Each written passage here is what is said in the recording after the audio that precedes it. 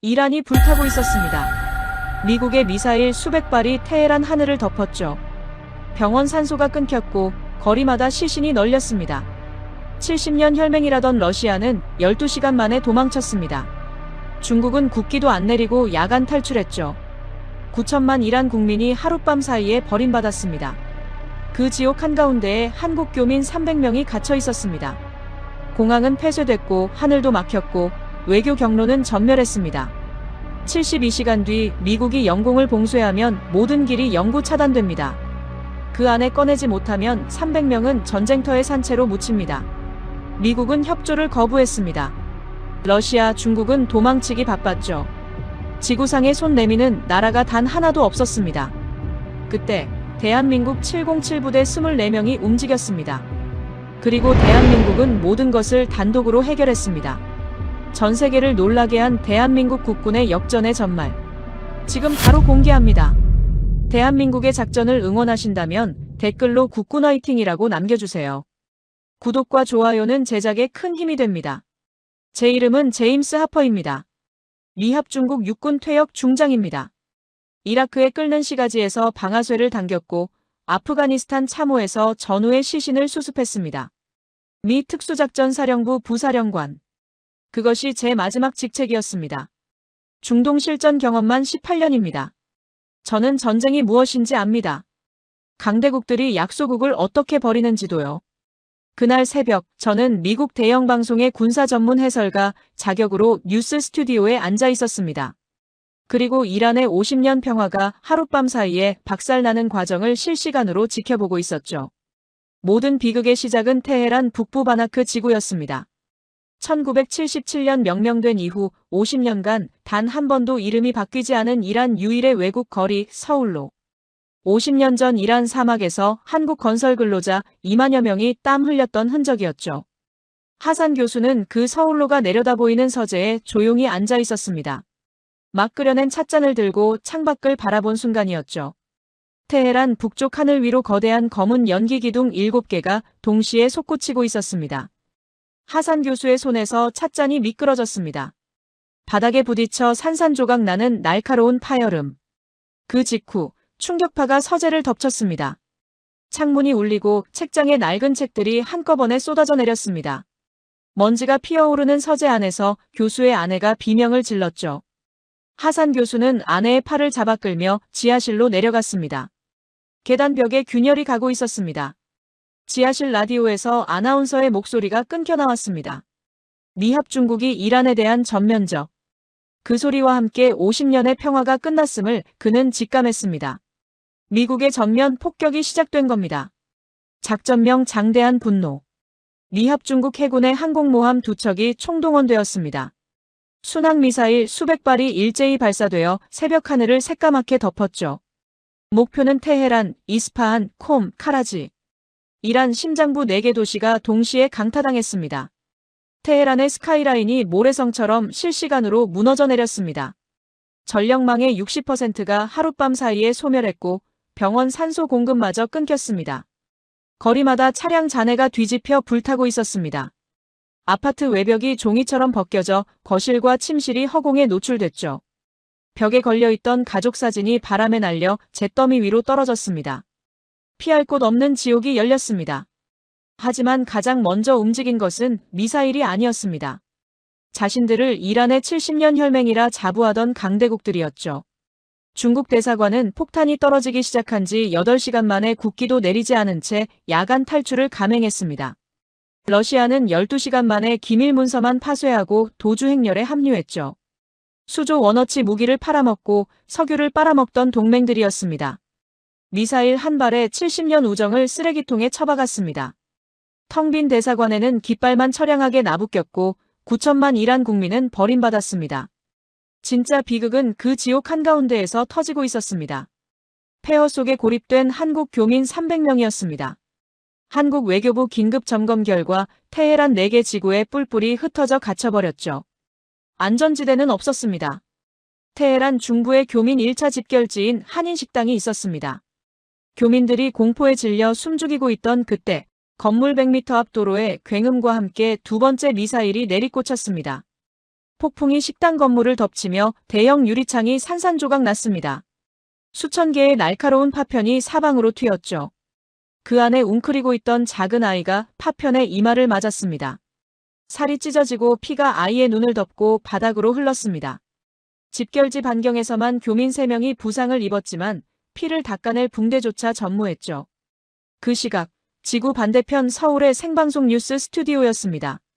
테헤란에 고립된 교민의 딸이 카메라 앞에 앉아 있었습니다.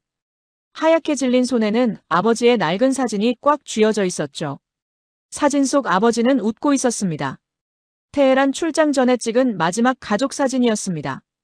클로즈업된 카메라 앞에서 그녀가 울음을 터뜨렸습니다. 아버지가 테헤란에 갇혀 계십니다. 제발 구해주세요.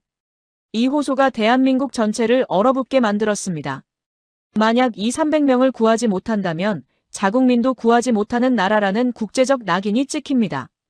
중동에서 50년간 쌓아온 건설과 외교의 신뢰가 하룻밤에 붕괴되는 겁니다. 서방 주요 언론들은 피냄새를 맡고 한국 외교부의 초동 실패로 프레이밍하며 실시간으로 국격을 물어뜯고 있었죠. 한국 정부는 다급하게 움직였지만 할 수 있는 일이 없었습니다. 미국이 공식 통보를 날렸거든요. 작전 지역 내 제3국 군사활동 불허. 외교 경로가 그 문서 한 장으로 소멸했습니다. 가장 잔인한 적은 시간이었습니다. 폭격 개시 72시간 후 미국은 이란 전역의 비행 금지 구역을 선포할 예정이었습니다. 이 시한이 지나면 모든 철수 경로가 영구 차단됩니다. 공항은 닫혔고 하늘은 막혔고 미국은 거부했고 러시아는 도망쳤습니다. 남은 시간은 72시간. 그 안에 꺼내지 못하면 300명은 전쟁터의 산채로 묻힙니다. 자력 철수는 물리적으로 불가능해진 상태였습니다.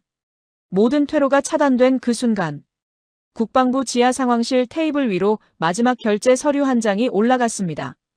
강제적인 군사적 침투 구출. 짧은 문장 한 줄만이 적혀 있었습니다. 707 특수임무대 긴급 투입 검토. 대한민국 육군 최정예. 대테러와 인질 구출에 특화된 극비부대. 중동 작전 환경 역량을 보유한 유일한 집단이었습니다. 저는 바로 그 시각 미국의 생방송 뉴스 스튜디오에서 이 소식을 지켜보고 있었습니다. 등 뒤 스크린에 긴급 속보 자막과 함께 707 부대의 훈련 영상이 깔리기 시작했죠. 진행자가 한국군의 작전 가능성에 대해 묻자 저는 헛웃음을 터뜨렸습니다. 한국군은 60년 동안 실전을 치른 적이 단 한 번도 없습니다. 훈련장에서 100번 이겨봐야 전장의 먼지 한 줌 값어치도 안 됩니다. 특수부대 24명으로 전쟁터를 뚫겠다고요? 자살 행위입니다. 이것이 18년간 전장을 겪은 저의 흔들림 없는 확신이었습니다. 한국군이 그 생지옥에서 할 수 있는 건 아무것도 없었으니까요. 하지만 국방부 지하 상황실의 결단은 바뀌지 않았습니다. 70년 혈맹이 8시간 만에 꼬리를 말고 도망친 그 자리에 50년 전 섭씨 60도가 넘는 사막에서 시멘트 묻은 맨손으로 길을 세웠던 나라가 다시 불려나오고 있었습니다. 다만 이번에 그들이 들어야 할 것은 연장이 아니었습니다. 총이었습니다. 서방 언론들은 일제히 헤드라인을 쏟아냈습니다. 한국군의 무모한 도박, 중동 현실을 모르는 나라의 자살작전, 모두가 한국의 참패를 기정사실로 만들고 있었죠. 이 작전이 실패하면 모든 것이 끝납니다. 교민 300명은 전쟁터의 산채로 묻힙니다. 한국군 최정예가 중동에서 참패했다는 보도가 전 세계를 덮겠죠. 대한민국이 50년 동안 피땀으로 쌓아온 군사적 신뢰와 방산 수출 체계가 한 번에 무너지는 겁니다. 저는 생방송 스튜디오에서 그 뉴스를 보며 코웃음을 쳤습니다. 실전 경험이 제로인 군대가 세계에서 가장 위험한 전쟁터에 들어간다고요? 미군도 피하는 곳입니다. 제가 아는 중동은 아시아 군대가 감당할 수 있는 곳이 아니었습니다. 하지만 대한민국 국방부 지하 상황실의 긴급회의는 다르게 끝났습니다. 외교 경로가 전멸했다는 최종 확인이 떨어졌습니다. 대통령의 마지막 재가가 내려왔죠. 707 투입하라. 우리 국민을 반드시 데려와라.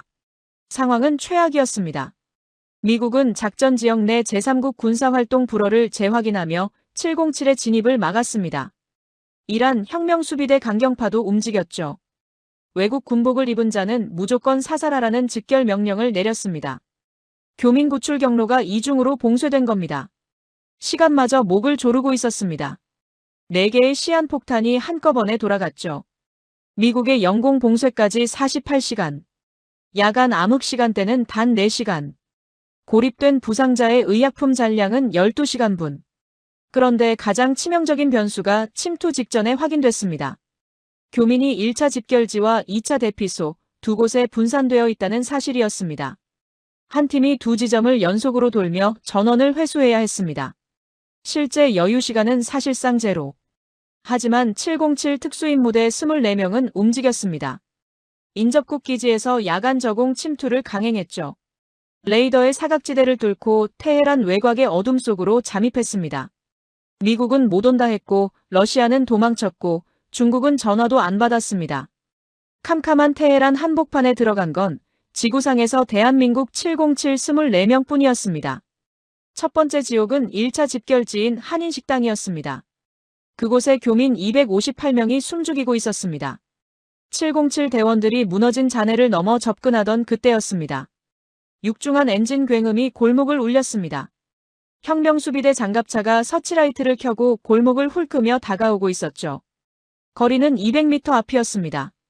대원들의 다급한 손짓에 교민들이 건물 잔해 뒤로 파고들었습니다. 대원들도 무너진 콘크리트 바닥에 몸을 밀착했습니다. 누구도 호흡하지 않았습니다. 서치라이트의 흰빛이 벽을 타고 천천히 다가왔습니다. 빗줄기가 대원의 군화 끝을 스치고 지나갔죠. 장갑차의 거대한 궤도가 흙먼지를 일으키며 10m 앞을 천천히 지나갔습니다. 디젤 매연이 코를 찌르고 궤도가 아스팔트를 긁는 쇳소리가 갈비뼈까지 울렸습니다. 30초. 억겁 같은 30초 동안 심장 박동 소리조차 죽였습니다.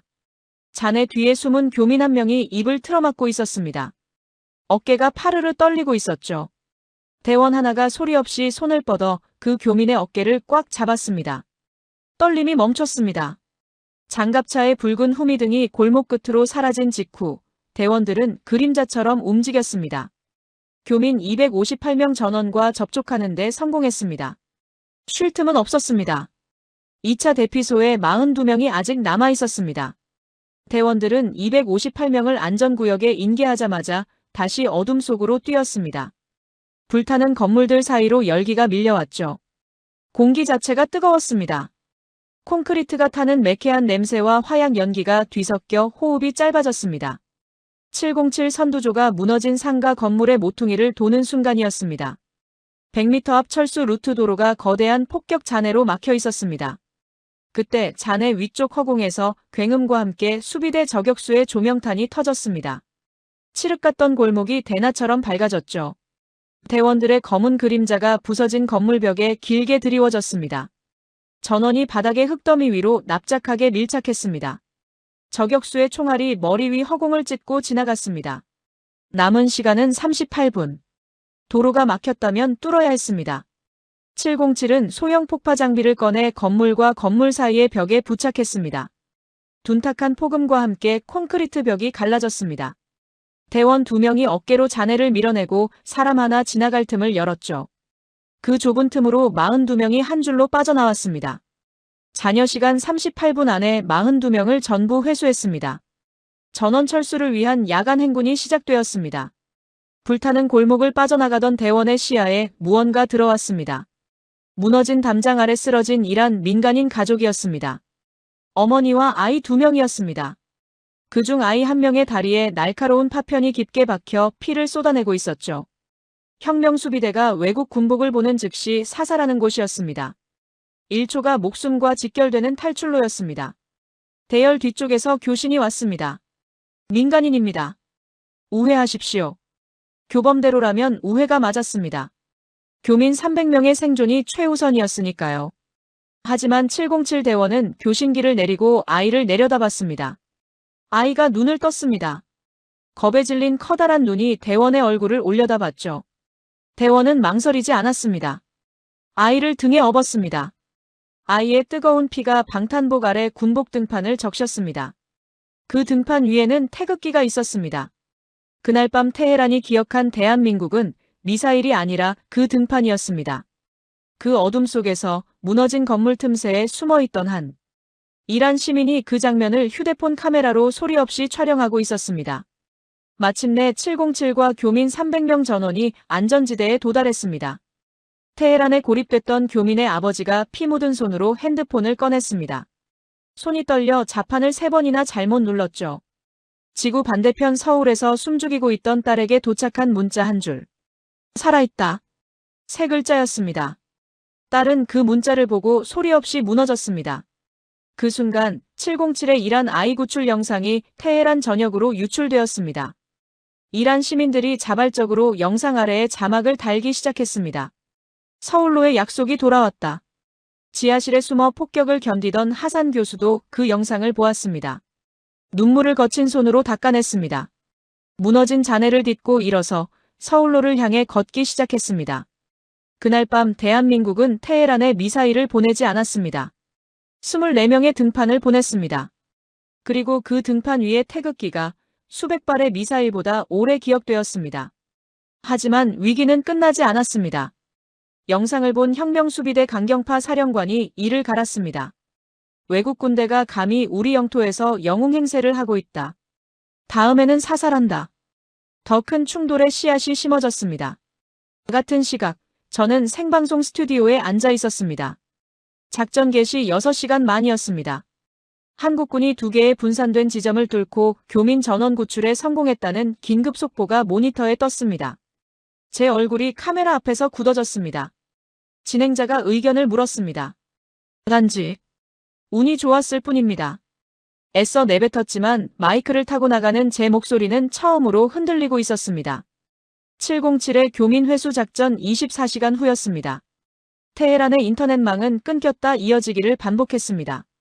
하지만 707 대원의 등판에 업힌 이란 아이의 구출 영상은 막을 수 없었습니다. 이란 시민들은 영상을 다운받았습니다. 사람의 손에서 손으로 퍼뜨렸죠. 단 24시간 만이었습니다. 테헤란, 이스파한, 시라즈, 마슈아드. 전국 4개 주요 도시로 확산됐습니다.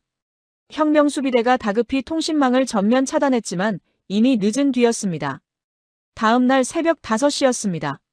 서방의 주요 언론들은 테헤란 시내에 심상치 않은 군중 결집을 긴급 타전했습니다. 대규모 반미 시위 발발 조짐. 저는 스튜디오 스크린으로 그 속보를 지켜보고 있었습니다. 폭격으로 모든 것을 잃은 군중의 분노는 뻔했습니다. 미국 국기를 불태우고 서방 대사관으로 돌진할 겁니다. 중동에서 수십 년간 반복되어 온 패턴이었죠. 그런데 제 예상은 빗나갔습니다. 그들은 성조기를 불태우지 않았습니다. 애초에 성조기를 들고 나오지도 않았죠. 처음에는 서울로 입구에 수십 명이었습니다. 1시간 만에 수백이 됐습니다.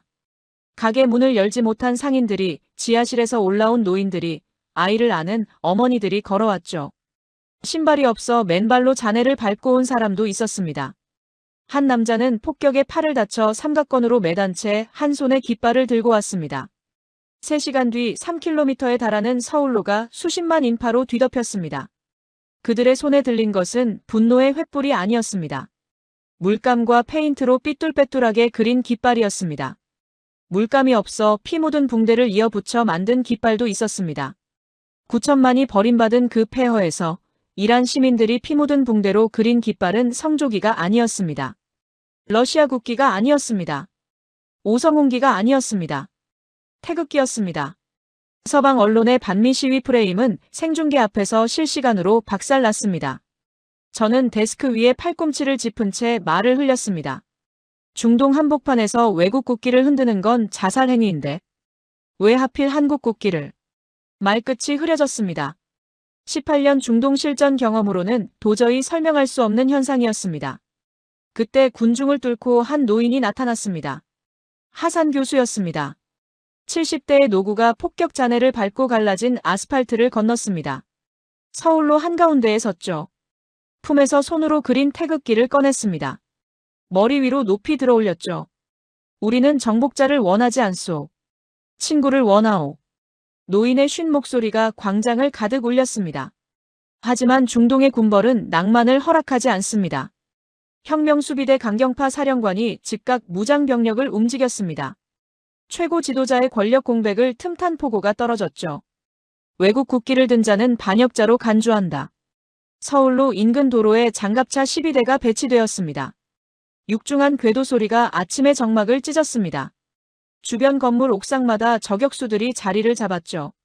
장갑차 위 기관 총수가 서울로 입구의 비무장 시민들을 정조준했습니다. 스피커에서 최후 통첩이 울려 퍼졌습니다. 6시간 내 해산하지 않으면 반역으로 간주, 무력 진압한다. 장갑차 12대가 조준하는 총구 앞에서 70대 노학자가 손으로 그린 태극기를 머리 위로 들어 올렸습니다. 50년 전 서울로 표지석 앞에 서 있던 24살 청년이 그 자리에 다시 서 있었습니다. 바람에 흩날리는 하산 교수의 백발 뒤로 수십만 명의 이란 시민들이 있었습니다. 한 발자국도 물러서지 않았습니다. 장갑차의 기관총 장전 소리에 공포가 번졌지만 단 한 명도 도망치지 않았습니다. 저는 스튜디오에서 숨을 죽였습니다. 냉혹한 계산이 머릿속을 스쳤습니다. 강경파의 진압 최후 통첩 시한은 6시간. 저 시민들의 요구가 한국 정부에 도달해 의사결정이 완료되려면 최소 8시간. 시간이 2시간 모자랐습니다. 중동에서 군부의 최후 통첩은 허풍이 아닙니다. 저는 이라크에서 그걸 보았습니다. 경고 후 정확히 시한이 되면 발포합니다. 한 발이 아니라 기관총 소탕으로 시작하죠. 이대로 6시간이 지나면 광장에서 학살이 시작됩니다. 태극기를 든 비무장 시민들이 총구 아래서 죽어가면 대한민국은 끝입니다. 자국 국기 아래에서 사람이 죽어가는데 침묵한 나라. 그 낙인이 전 세계 뉴스로 송출됩니다. 50년간 중동에서 피땀으로 쌓아온 모든 것이 2시간의 시차 때문에 소멸하는 겁니다. 서울로의 시민 대표들이 움직였습니다. 수천 장의 청원서가 한국 임시 연락소로 전달됐죠. 청원서 첫 장에는 삐뚤빼뚤한 손그림 태극기가 있었습니다. 그 아래 적힌 짧은 문장 한 줄. 감사합니다, 대한민국. 50년 전에도 그리고 앞으로도. 연락소 직원은 사람 키만큼 쌓인 서류 두께의 말을 잃었습니다. 그 시각, 지구 반대편 서울이었습니다. 딸은 아버지가 보낸 살아있다는 문자를 핸드폰에서 지우지 못하고 있었습니다. 잠금 화면을 열 때마다 그 세 글자를 확인했죠. 수십만 명이 운집한 서울로 생중계 뉴스를 보며 눈물을 흘리고 있었습니다. 그 너머로 긴급 전문 하나가 태평양을 건너 외교부에 도착했습니다. 자발적 시민 수십만 명, 대한민국 재건부대 파견 요청. 전문은 즉각 대통령 집무실 테이블 위에 올라갔습니다. 서울 지하상황실에 긴급 소집 명령이 떨어졌죠. 시간은 미친 듯이 줄어들고 있었습니다. 강경파의 장갑차가 조준을 마친 서울로는 시시각각 피해 카운트다운을 세고 있었죠. 하지만 서울로의 시민들은 흩어지지 않았습니다. 총은 사람을 죽일 수 있습니다. 하지만 기억은 죽일 수 없습니다. 50년 전 사막에서 나란히 흘린 땀의 기억이 장갑차 12대보다 강했습니다. 장갑차 12대의 포탑이 서울로 입구를 조준하고 있었습니다. 수십만 시민의 머리 위로 발포 카운트다운이 떨어지고 있었죠. 남은 시간은 2시간이었습니다. 그 시각 서울 지하 상황실이었습니다. 대통령 집무실 테이블 위에 청원서가 올라왔습니다. 첫 장에는 이란 시민들이 물감과 피로 삐뚤빼뚤하게 그린 태극기가 있었죠. 대통령이 그 손그림 태극기를 30초간 말없이 바라봤습니다. 상황실의 모든 강요가 숨을 죽였습니다. 30초의 침묵 끝에 대통령이 입을 열었습니다. 70년 전 우리가 도움받았듯 이제 우리가 도울 차례입니다. 재건부대를 보내십시오. 강요 전원이 기립했습니다. 명령은 단호했습니다. 하지만 대한민국이 넘어야 할 벽은 혁명수비대만이 아니었습니다. 미국이었습니다. 미국 국방부가 공식 성명을 냈습니다. 한국의 재건 파견은 미군의 작전에 대한 도발이다. 작전 구역 내 제3국 무력 충돌 시 한국에 대한 일체의 지원을 중단한다. 최후 경고였습니다. 서방 언론들은 이 성명을 실시간으로 받아썼습니다. 한국이 미국에 맞서고 있다. 동맹의 균열을 초래하는 한국의 독단. 대한민국을 고립시키는 프레임이 전 세계 뉴스로 송출되기 시작했습니다. 저는 스튜디오에서 이 모든 상황을 해설하고 있었습니다. 한국이 재건부대를 보낸다는 속보를 보며 헛웃음을 흘렸죠. 한국이 재건부대를 보낸다고요? 이라크에서 미국이 10년이 걸려도 실패한 걸 한국이 해낸다는 건가요? 마이크를 향해 마지막 냉소를 날렸습니다. 그들은 이라크 재건 실패를 그대로 반복할 뿐입니다. 대한민국은 사면초가였습니다. 나서면 미국의 지원이 끊기고 안 나서면 서울로의 시민들이 학살당합니다. 강경파의 발포 시한까지 남은 시간은 1시간 30분. 재건부대 선발대는 테헤란 외곽에서 발이 묶인 채 대기하고 있었습니다.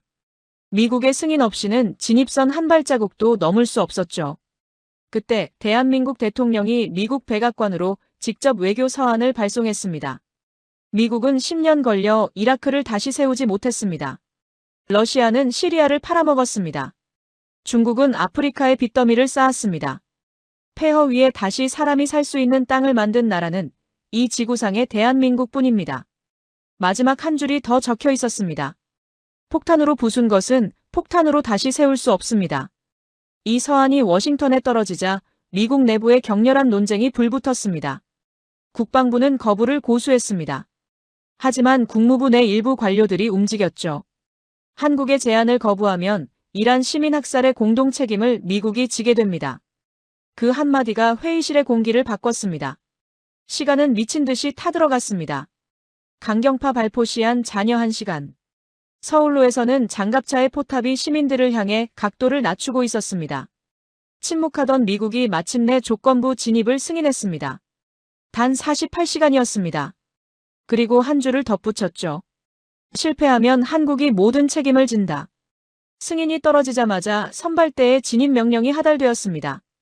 테헤란 외곽도로를 타고 호위 행렬이 질주하기 시작했습니다. 선발대를 호위하는 건 707 특수임무대 24명이었습니다.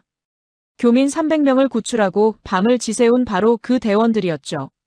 하지만 지옥은 테헤란 진입 3km 지점에서 입을 벌리고 있었습니다. 도로 전방이 거대한 콘크리트 바리케이드로 차단되어 있었습니다. 콘크리트 블록 위에 철조망이 두 겹으로 둘러쳐져 있었죠. 블록 뒤에 무장병력의 헬멧이 줄지어 보였습니다. 혁명수비대 강경파 무장병력 200명이 진입 루트를 봉쇄하고 있었죠. 도로 양옆에 모래주머니를 쌓았고 그 뒤에서 RPG 발사관을 어깨에 얹은 병사들이 보였습니다. 외국 군대의 진입은 주권 침해다. 강경파 사령관의 명분이었습니다. 선발대 선두 차량이 100m 앞까지 접근했습니다. 그 순간 강경파 병력들이 선두 차량의 보닛 위로 경고 사격을 퍼부었습니다. 탄피가 비오듯 쏟아졌습니다. 아스팔트가 파이고 앞유리에 거미줄 같은 금이 갔습니다. 총탄 하나가 선두 차량에 꽂힌 태극기 깃대를 스치고 지나갔습니다. 깃발의 끝자락이 갈기갈기 찢어졌습니다. 태극기가 찢어지는 걸 24명 전원이 봤습니다. 그 순간이었습니다. 호위 차량의 문이 일제히 걷어차여 열렸습니다. 707 특수임무대 대원 24명이 아스팔트 위로 쏟아져 내렸습니다. 사격조 6명이 전면에 나서며 섬광포금탄을 연사했습니다. 수십 발의 섬광탄이 봉쇄선 한가운데서 터졌습니다. 눈을 뜰 수 없는 백색광과 고막을 찢는 굉음이 200명의 무장병력을 덮쳤습니다. 강경파 병력들의 시야가 날아간 그 3초의 틈. 707 타격조 12명이 연막을 뚫고 쇄도했습니다. 살상을 목적으로 한 전투가 아니었습니다. 무장 해제 작전이었죠. 선두 병사의 총구를 쳐올리고 손목을 꺾었습니다. 반격하려는 자의 무릎 뒤를 차고 바닥에 눕혔습니다. 개머리판을 휘두르는 적의 팔을 잠그고 기도를 압박했습니다. 한 병사가 겨우 눈을 뜨고 총을 들어올리는 순간 대원의 팔꿈치가 총열을 아래로 꺾어버렸습니다. 연이어 발차기로 권총을 떨어뜨리고 목 뒤를 잡아 지면에 밀어 넣었습니다. 나머지 지원조 6명이 무력화된 병력의 무기를 수거하며 뒤를 정리했죠. 비명소리가 끊이지 않았습니다. 총소리는 더 이상 들리지 않았죠. 방아쇠를 당길 손가락들이 모두 꺾여버렸으니까요. 12분. 단 12분이었습니다. 봉쇄선을 구축했던 200명의 병력이 모두 바닥에 엎어져 있었습니다. 피를 흘리며 죽은 자는 단 한 명도 없었습니다. 강경파 사령관이 떨리는 손으로 들고 있던 무전기를 아스팔트 위로 떨어뜨렸습니다. 눈앞에서 12분 만에 벌어진 학살 없는 괴멸을 보며 신음처럼 말했습니다. 저들은 내가 알던 한국군이 아니다. 총알이 태극기를 찢었습니다. 하지만 12분 뒤 그 찢어진 태극기 아래로 재건부대가 테헤란에 들어갔습니다. 찢어져도 내려가지 않는 깃발. 그것이 대한민국이었습니다. 재건부대 선발대가 바리케이드를 뚫고 테헤란 시내 중심부로 돌입했습니다. 선두 차량 위에서 끝자락이 찢어진 태극기가 펄럭였습니다. 뒤를 이어 의료물자를 가득 실은 트럭 8대가 줄지어 들어왔습니다. 백색 십자가 그려진 의료 트럭, 시멘트와 철근을 실은 공병 트럭, 정수 장비를 탑재한 급수 트럭. 어떤 트럭에도 총구는 달려있지 않았습니다. 전 세계에 실시간으로 생중계되고 있었습니다. 서울로에 집결해 있던 수십만 명의 이란 시민들이 그 장면을 보았습니다. 장갑차의 총구 앞에서 침묵하던 시민들이 일제히 지축을 흔드는 함성을 터뜨렸습니다. 그 시각, 서울의 한 좁은 방 안이었습니다. 딸의 핸드폰에는 아버지의 살아있다가 여전히 잠금 화면에 떠 있었습니다. TV 생중계 화면 속 찢어진 태극기를 보던 딸이 그대로 바닥에 무릎을 꿇었습니다. 두 손을 얼굴에 파묻은 채 울기 시작했습니다. 저는 스튜디오 데스크에 두 손을 짚은 채 그 생중계를 바라보고 있었습니다. 200명이 바닥에 뒹구는 도로 위로 의료 장비와 공병, 장비를 실은 한국의 트럭들이 끊임없이 쏟아져 들어오고 있었죠. 강대국들은 중동에 미사일을 보냈고 무기를 팔았고 석유를 빼갔습니다. 대한민국은 의사를 보내고 도로를 깔고 총알이 찢은 태극기를 다시 세웠습니다. 그 차이가 50년이 지나자 하늘과 땅만큼 벌어졌습니다. 진행자가 다급하게 저를 불렀습니다. 하퍼 장군, 한국군의 작전에 대한 논평을 부탁드립니다. 저는 대답하지 못했습니다. 입술이 떨어지지 않았습니다. 마이크가 켜져 있었지만 스튜디오에는 아무 소리도 나지 않았습니다. 5초간의 침묵. 데스크를 짚은 제 손가락이 하얗게 질려 있었습니다. 저는 아무것도 대답하지 못한 채 모니터 속 찢어진 태극기만 바라보고 있었습니다. 48시간. 미국이 대한민국에 허락한 시간이었습니다. 가시적인 재건 성과를 증명하지 못하면 승인은 철회됩니다. 재건 부대는 강제 철수당하고 모든 것은 원점으로 돌아가는 조건이었죠. 저는 스튜디오 스크린을 보며 혼잣말을 흘렸습니다. 48시간 안에 성과를 낸다고? 이라크에서 미국은 10년이 걸렸는데 이전과 같은 조롱은 아니었습니다. 그냥 독백이었죠. 남은 시간은 16시간. 재건부대는 이 시간 안에 임시의료소 3개소를 설치하고 식수 공급을 복구해야 했습니다. 실패하면 쫓겨납니다. 몬대 350명이 테헤란 시내로 진입했습니다. 의료반, 공병반, 통신반으로 분산 배치됐죠. 서울로 인근 공터에 임시의료소 1호가 세워졌습니다. 첫 환자가 천막 안으로 들어왔습니다. 전날 밤 707 대원의 등판에 엎여 구출됐던 바로 그 이란 아이였습니다.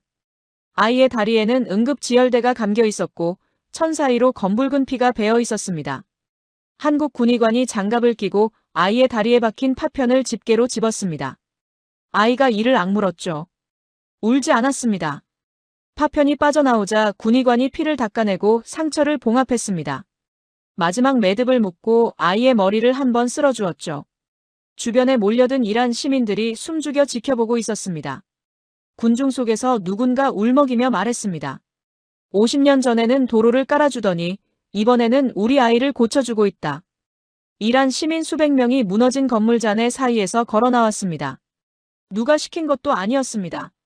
한국 공병 옆에 나란히 서서 흙돌을 치우고 삽을 들기 시작했습니다. 한 상인은 무너진 자기 가게에서 꺼낸 공구함을 들고 왔습니다. 건설 노동자 출신의 젊은이가 한국 공병에게 다가와 삽 쓰는 법을 보여달라고 했죠. 공병이 삽을 건넸습니다. 말이 통하지 않았지만 두 사람은 나란히 흙을 퍼냈습니다. 러시아는 이란에 무기를 팔았고 중국은 석유를 빼갔고 미국은 폭탄을 떨어뜨렸습니다. 대한민국은 삽을 들었습니다. 그리고 50년 전과 똑같이 이란 사람들 옆에 나란히 섰습니다.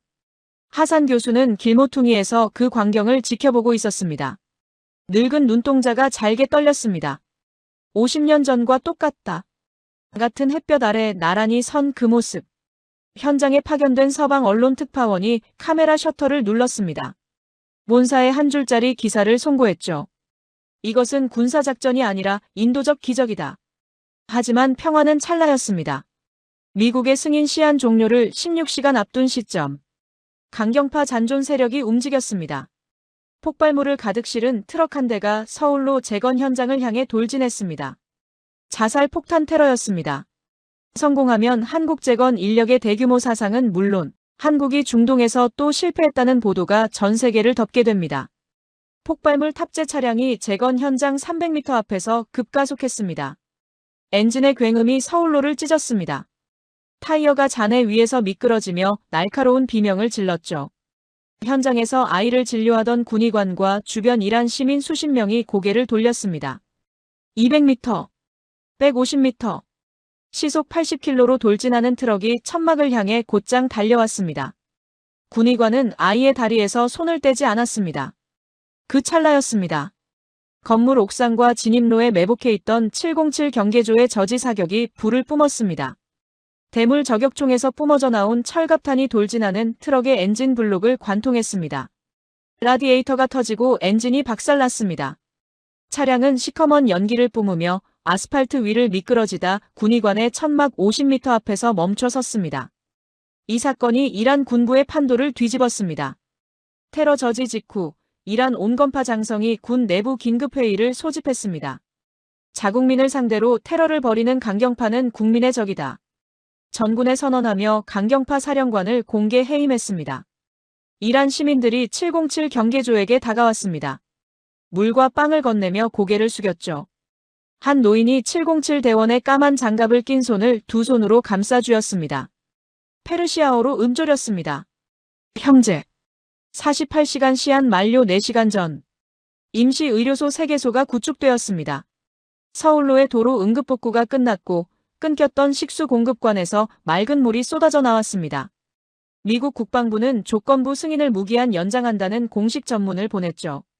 전문 끝에 한 줄이 덧붙어 있었습니다.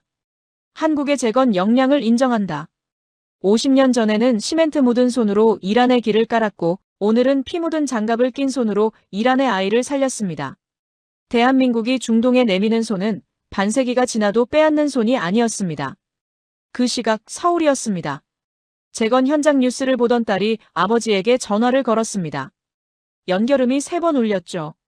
아버지가 받았습니다. 아빠 괜찮아? 뉴스에서 폭탄 트럭 나왔어. 아버지가 잠깐 말을 멈췄습니다. 복구 중인 서울로 도로를 바라보고 있었겠죠. 조금만 더. 딸은 그 말이 무슨 뜻인지 몰랐을 겁니다.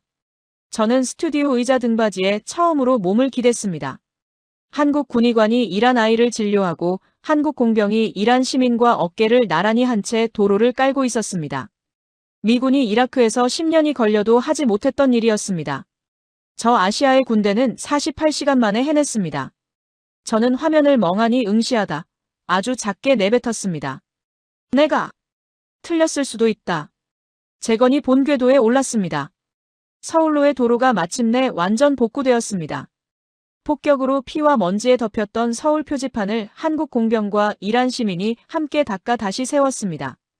표지판 앞에는 시민들이 가져다 놓은 이름 모를 들꽃이 산처럼 쌓이기 시작했습니다. 서울로 완공식까지 남은 시간은 24시간이었습니다.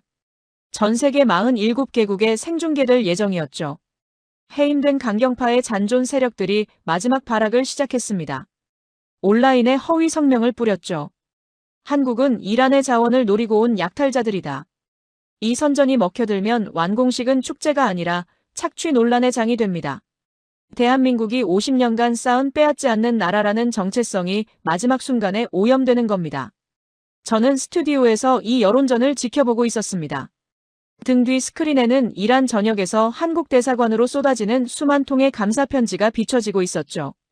한 편지에는 아이가 크레용으로 삐뚤빼뚤하게 그린 태극기와 고마워요, 형제 나라라는 글씨가 있었습니다. 그때 복구된 서울로 표지판 앞에서 믿을 수 없는 장면이 포착되었습니다. 하산 교수가 거리에 서 있던 707 경계대원에게 다가갔습니다. 떨리는 손으로 대원의 손을 꽉 잡았습니다. 순간 하산 교수의 눈이 멈췄습니다. 굳은 살이 박이고 화약 냄새가 배인 그 거친 손. 손등에 화약 그을음이 남아 있었고 손톱 사이에는 콘크리트 가루가 끼어 있었습니다. 50년 전 시멘트 묻은 한국 청년의 손이 겹쳐졌습니다. 그때도 손등에 시멘트 가루가 묻어 있었고 손톱 사이에 사막의 모래가 끼어 있었죠. 이름은 끝내 몰랐지만 그 손의 온기는 반세기가 지나도 같았습니다. 노학자는 말없이 눈물을 흘리며 대원의 손등을 쓸어내렸습니다. 그런데 구출된 교민의 아버지가 귀국을 거부했습니다. 재건 현장에 자원봉사자로 남겠다고 선언했죠. 내 딸이 이 나라 사람들 덕분에 아버지를 되찾았으니 나도 갚아야죠. 이란 노동자들과 어깨를 나란히 하고 벽돌을 쌓았습니다. 말이 통하지 않았지만 벽돌 건네는데 언어는 필요 없었죠. 아버지의 손에도 시멘트 가루가 묻기 시작했습니다. 50년 전 이 땅에서 일했던 한국 건설 근로자들처럼 현장에서 서울에 있는 딸과 영상통화를 연결했습니다. 화면 속 딸이 울먹이며 물었습니다. 아빠 언제 와요? 아버지가 카메라를 돌려 복구된 서울로 표지판을 보여주었습니다. 여기 다 고치고 갈게. 딸이 입술을 깨물었습니다. 울지 않으려고 했지만 눈물이 먼저 떨어졌죠. 빨리 와요. 약속이다. 그 한마디에 테헤란과 서울이 동시에 울었습니다. 현장에 있던 이란 노동자들도 눈시울을 적셨죠. 강경파의 허위 선전은 예상치 못한 곳에서 무너졌습니다. 한국 측의 반박이 아니었습니다. 이란 시민들이 자발적으로 일어났습니다. 재건 현장에서 치료받은 환자들이 증언을 올리기 시작했죠. 한국 군의관이 내 아이를 살렸다. 돈을 받지 않았다. 한국 공병이 우리 동네 수도관을 고쳤다. 물값을 내라는 말은 없었다. 증언 하나하나가 허위 선전의 벽돌을 빼냈습니다. 수만 통의 감사 편지가 방패가 되었고 하산 교수가 공개 성명을 발표했습니다. 한국은 50년간 우리에게서 한 방울의 석유도 가져간 적이 없다. 그것이 증거다. 시민들의 증언 앞에서 프레임은 자멸했습니다. 현장 앞에 한국은 돌아가라는 소수의 시위대가 나타났지만 태극기를 든 수천 명의 시민들이 형제는 떠나지 마라를 외치며 그들을 압도했습니다. 저는 스튜디오에서 이 과정을 실시간으로 중계하고 있었습니다. 생중계 속 재건 현장을 바라보던 저는 방송 도중 말을 멈췄습니다. 내가 18년간 중동에서 본 어떤 작전보다 문장을 끝맺지 못했습니다. 안경을 벗어 데스크 위에 내려놓았습니다. 손이 미세하게 떨리고 있었죠. 진행자가 다급하게 불렀습니다. 하퍼 장군. 저는 5초간 아무 말도 하지 못했습니다. 고개만 천천히 끄덕였습니다. 이제 단 하나가 남았습니다. 전 세계 47개국이 지켜볼 서울로 완공식. 그곳에서 대한민국의 이름은 어떻게 기억될 것인가. 서울로 완공식이 시작됐습니다. 전 세계 47개국에 실시간으로 송출되고 있었죠. 폭격의 잿더미 위에 세워진 현장이었습니다. 복구된 도로 양쪽에 이란 국기와 태극기가 나란히 걸려 있었습니다. 새로 깐 아스팔트에서는 아직 타르 냄새가 올라왔죠. 한 달 전 미사일이 떨어지던 자리에 아이들이 서 있었습니다. 꽃다발을 안고 한국 군복을 입은 공병들에게 꽃을 건네고 있었죠. 서방 언론들은 마지막까지 프레임을 박으려 했습니다. 뉴스 티커에는 한국의 정치쇼라는 단어가 흐르고 있었죠. 저는 스튜디오 데스크에 앉아 안경을 고쳐 썼습니다. 방송 스태프들에게 통보했습니다. 오늘은 대본 없이 간다. 스태프가 되물었지만 저는 스크린만 바라보고 있었습니다. 하산 교수가 연단에 올랐습니다. 70대의 노구가 햇살 아래 섰습니다. 맥발이 테헤란의 바람에 날렸죠. 연단 위에 마이크를 잡은 손이 떨리고 있었습니다. 수십만 명의 이란 시민들이 침묵 속에서 그를 바라봤습니다. 광장 끝에서 끝까지 인파의 숨소리만 들렸습니다. 교수는 50년 전의 이야기를 시작했습니다. 서울로 표지석 앞에서 만난 한 한국 청년의 이야기였습니다. 그 청년은 페르시아어 글씨는 읽지 못했습니다. 하지만 자기 나라 이름이 먼 곳에 새겨지는 게 좋다고 웃었습니다. 저는 50년 동안 그 청년의 이름을 몰랐습니다. 하산 교수의 목소리가 가늘게 떨렸습니다. 하지만 이제 압니다. 그 청년의 이름은 대한민국이었습니다. 수십만 명의 군중이 일제히 숨을 멈췄습니다. 찰나의 침묵 뒤에 거대한 울음이 터져나왔습니다. 하산 교수가 말을 이었습니다. 한국은 50년간 우리에게서 기름 한 방울 가져간 적이 없습니다. 무기 한 자루 판 적 없고 우리의 혁명을 이용한 적도 없습니다. 그저 우리 옆에 서서 함께 땀을 흘렸을 뿐입니다. 교수가 연단 위에서 잠시 말을 멈추고 군중을 바라봤습니다. 수십만 명의 눈이 교수를 향해 있었습니다. 교수의 시선이 군중 속 한 곳에 머물렀습니다. 707 대원의 등판에 엎여 구출됐던 그 이란 아이였습니다. 아이가 어머니 손을 잡고 서 있었죠. 다리에는 하얀 붕대가 감겨 있었지만 두 발로 서 있었습니다. 하산 교수가 아이를 향해 고개를 숙였습니다. 그 순간 서방 언론이 띄웠던 정치쇼라는 자막이 무색해졌습니다. 수만 장의 손그림 태극기가 파도처럼 넘실거렸습니다.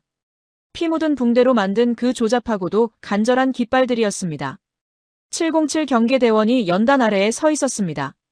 하산 교수를 향해 거수 경례를 올렸습니다. 동작은 절도 있었고 눈빛은 서늘했습니다. 하산 교수가 대원에게 다가갔습니다. 두 손으로 대원의 단단한 손을 감싸 쥐었습니다. 당신의 손에서 50년 전 그 청년의 온기가 느껴집니다. 대원의 눈에 물기가 고였습니다. 대답하지 않았습니다. 입을 다문 채 한 번 더 경례했습니다. 서울로 표지판 옆에 새로운 석판이 모습을 드러냈습니다. 한국어와 페르시아어가 나란히 새겨져 있었죠. 1977년에 길을 깔았고 2026년에 길을 다시 세웠다. 형제의 약속은 반세기를 넘었다. 이란 온건파 정부의 공식 축사가 낭독됐습니다. 대한민국은 이란의 영원한 형제입니다. 국가문서에 처음으로 명기된 문장이었습니다. 완공식장에 서 있던 교민의 아버지가 보였습니다. 복구된 서울로 도로 위에서 딸에게 영상통화를 걸고 있었습니다. 약속 지켰다. 그 한마디가 일장의 비극을 씻어내고 있었습니다. 저는 카메라를 정면으로 바라봤습니다. 18년간 이 자리에서 수백 번 전쟁을 해설했습니다. 단 한 번도 목소리가 떨린 적 없었죠. 오늘 처음이었습니다. 마이크를 향해 전 세계 47개국 시청자를 향해 입을 열었습니다. 한국군을 과소평가한 것은 제18년군 경력 사상 가장 큰 오판이었습니다. 스튜디오가 정적에 잠겼습니다. 저는 저들을 훈련장 엘리트라 비웃었습니다. 하지만 저들은 전장에서 단 한 명도 죽이지 않고 한 나라를 다시 세웠습니다. 제가 중동에서 18년간 보지 못한 일을 한국은 해냈습니다. 말을 마친 뒤 10초간 침묵했습니다. 생방송이라고는 믿기지 않는 긴 정적이었습니다. 저는 천천히 고개를 숙였습니다. 양손을 데스크 위에 가지런히 모았습니다. 18년간 방아쇠를 당기고 작전 명령서에 사인하고 전후의 관 위에 국기를 덮었던 손이었습니다. 그 손이 생방송 카메라 앞에서 미세하게 떨리고 있었죠. 군인에게 오판이라는 단어는 전후의 죽음을 의미합니다. 그 단어를 스스로에게 꽂은 겁니다. 스태프도 진행자도 아무 말을 하지 못했습니다. 카메라만 돌아가고 있었죠. 서울로 위로 테헤란의 바람이 불었습니다. 새 석판 위에 내려앉은 햇살은 유난히 따뜻했죠. 한국어와 페르시아어가 형제처럼 나란히 빛나고 있었습니다. 50년 전이었습니다. 섭씨 60도 사막에서 시멘트 묻은 손으로 깔았던 그 길입니다. 그 길을 오늘 화약 냄새 배인 손으로 다시 세웠습니다. 대한민국은 빼앗지 않았습니다. 쏘지 않았습니다. 그리고 강대국들이 8시간 만에 떠날 때 도망치지 않았습니다. 하산 교수가 천천히 표지판 앞으로 다가갔습니다. 완공식의 함성이 멀어지고 주변이 고요해졌습니다. 석양이 서울로 위로 내려앉고 있었죠. 교수의 긴 그림자가 새 석판 위로 드리워졌습니다. 주름진 손끝으로 서울이라는 글자를 조심스럽게 쓸어내렸죠. 50년 전 이름 모를 한국 청년이 페르시아어 글씨를 쓸었던 것처럼 그때 청년은 시멘트 묻은 손가락으로 새겨진 글자의 윤곽을 따라갔었습니다. 지금 노학자는 화약 연기가 스민 새 석판의 글자를 따라가고 있었죠. 반세기의 시간이 두 손가락 사이에서 겹쳤습니다. 노학자가 아주 작게 그러나 분명하게 은조렸습니다. 고맙소, 대한민국. 강대국들은 중동의 이름을 새기려 했습니다. 총과 미사일, 그리고 석유 계약서로. 하지만 50년이 지나 마지막까지 남은 이름은 단 하나였습니다. 총 한 발 쏘지 않고 새긴 이름이었습니다. 70년 혈맹이 8시간 만에 도망친 자리에서 50년 전 약속 하나로 다시 돌아온 나라. 그 나라의 이름은 대한민국이었습니다. 그리고 서울로의 새 석판 위에 새겨진 그 이름은 폭탄으로 지울 수 없는 것이었습니다. 50년 전에도 그랬고 50년 뒤에도 그럴 겁니다. 지금까지 공감 코리아였습니다. 이야기가 재미있으셨다면 주변 분들에게도 공유해주세요. 대한민국 최고라고 댓글을 남겨서 주세요.